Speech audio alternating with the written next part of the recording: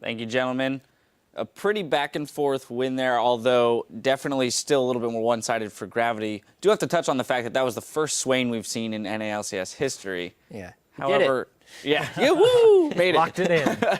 However, a little underwhelming. Yeah, it was unfortunate. I mean, we've all been waiting a really long time to see Quas' Swain. I watch it in solo queue whenever I see it. It's like, oh man, it's Swain, I can't wait. Then it didn't work. The team didn't play around it. But Swain is one of those champions. Although he was down in CS early and had that unfortunate turret dive in the early stages of the game, Swain is a champion that scales very well, both as, you know, a tank but also damage presence because of the Zhonyas and the scaling health on the Roa and his ability to sustain during a fight.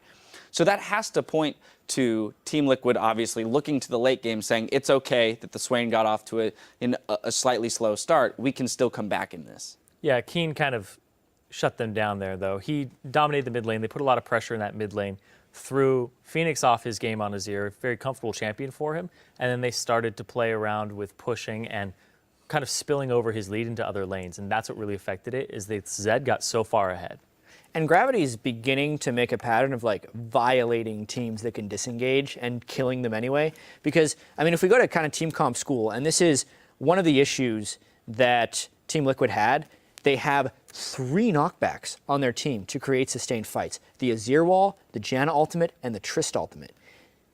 They need to use those. They need to disengage, right? They were using a lot of their spells to engage, which then allowed so much destruction from Gravity. I mean, they were playing it, Team Liquid was playing it slow for a long time, because you look at that team and you think, man, if this team goes late, there's nothing you can do to touch them. They're just going to sit back and kill you with their sustained damage. And they were playing it slow for a while. Then something like broke in their minds. They're like, we have to fight all the time. Yeah, we have a replay that kind of showcases that 35 minutes into the game. We're going to get that up onto your screen in chat. I'll let you continue with your point here because it does seem that Team Liquid is the aggressor in all these situations, and yet the fights are not coming out in their favor. So this is a strange one because Keen is looking to flank Team Liquid, so what Team Liquid should be doing is they should be pulling away from him, hope he engages, and then stand and fight your ground. Azir is a zone control champion. His little bird legs can only take him so far, so when they make him reposition once, he can't reposition again.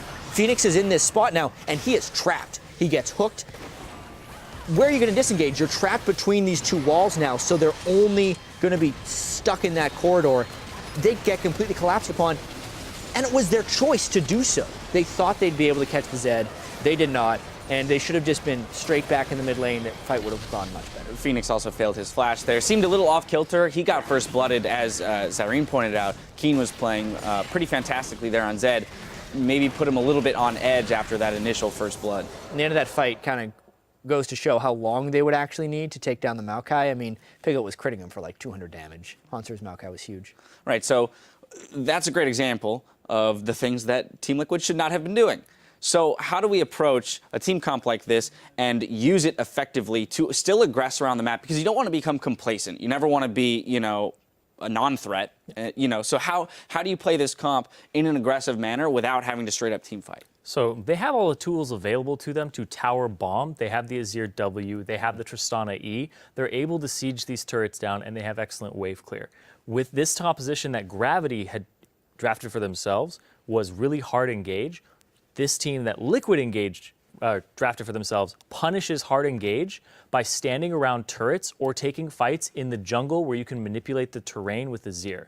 What you do is you wait for them to engage on you after you've been sieging and turret bombing every now and then. You then put up a turret, and you can Zhonyas and still have persistent damage from the turret if you're Azir, or if you're Zhonyasing as Swain, you still have persistent damage from your Ravenous Flock. So this team composition definitely punishes you for engaging, and they get to pick their engages by disengaging with the knockbacks that you mentioned before. Yeah. So they either take it by a dead turret while sieging, and they can just keep going up, or they take them deep in the jungle where they can manipulate the terrain, like I said. And they did it once. They had one one good fight.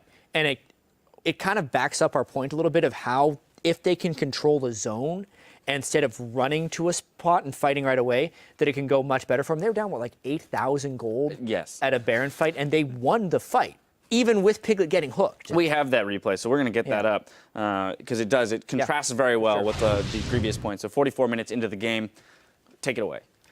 Yeah, what you're going to see here is a hook comes out from Bunny Fufu. Giving Bunny Fufu Thresh is actually a really big deal here.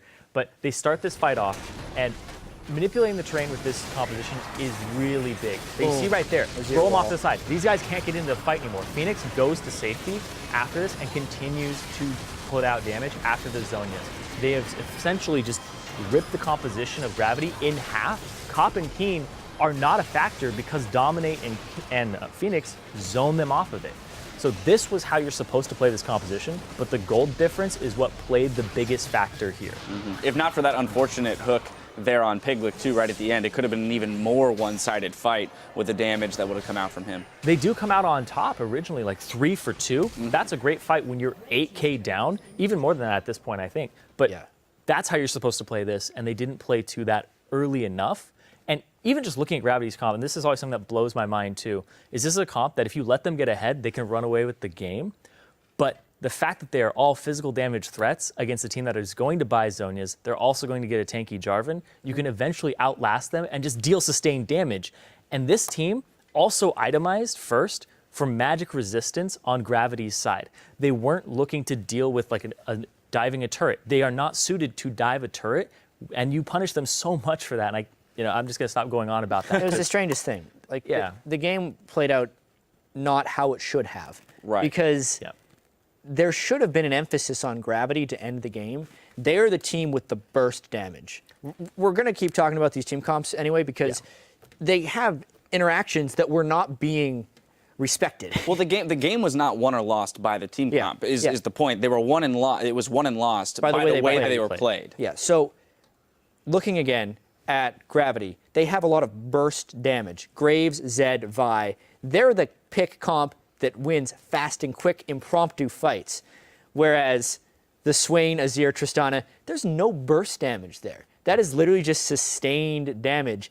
Why are they trying to make the fast, quick fights with the Dominate Jarvan ultimates again and again? It just doesn't make sense when you think about it that way. And that's why they were losing those fights when they were even in gold. An interesting attempt at some innovation, pulling that Swain in at the top lane. Unfortunately, unsuccessful. We'll see if they're more successful in the future. But we've got to step away for a moment. But when we return, Dignitas will take on Teammate in our 5th game of the day. The action continues in just 3.5.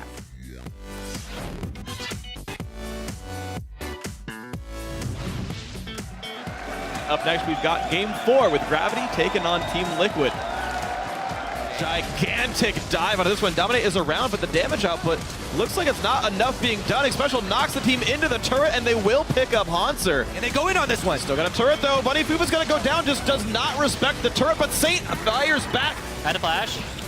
Triss in the pit, Triss in the pit. Right. Triss. They're both in the pit. Kite back a little bit. Kite. Oh, dear. I'm on Triss.